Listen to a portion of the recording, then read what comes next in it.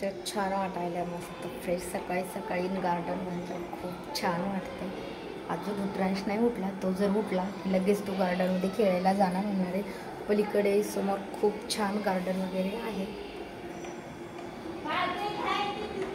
चला, त्याची दिदी जर त्याच्यापाशी बसत असेल तर स्वयंपाक बनवते, नसेल बसत तर थोडा वेळ बसते, कारण की तिला पण इथून जी आमचं म्हणजे जे घर आहे ना ते 10 मिनटं चलत जायला लागत आहेत आणि तिथनंही आम्हाला जवळच भेटलेलं आहे, कारण की खूप जास्त नातेवाईक यायचे म्हटल्यावर सगळ्यांच्या आंघोळ्या, सगळ्यांचे नाश्ता, सगळ्यांचं जेवण वगैरे आणि सगळ्यांना झोपायला पण तिथं म्हणजे जागा पुरली नसती, तर त्याच्यासाठी आम्ही इथे थांबलेलो आहोत.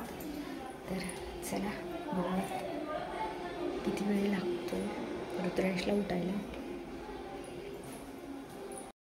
चहा बिस्किट द्यायचे आणि नंतर लगेच आंघोळ घालायच्या. शूज नको घालू, जवळ जायचं ना आपल्याला, शूज घालायची नाही गरज. ये इथं काय.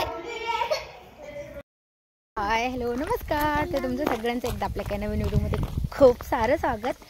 तर आत्ता जायचं आहे, म्हणजे मी जे घर आहे तिथून आता कार्यालयामध्ये चालले. तर रुद्रांशला मॅगी वगैरे आत्ता करून घातली आणि आत्ता जायचं आहे पोळ्या लाटायला.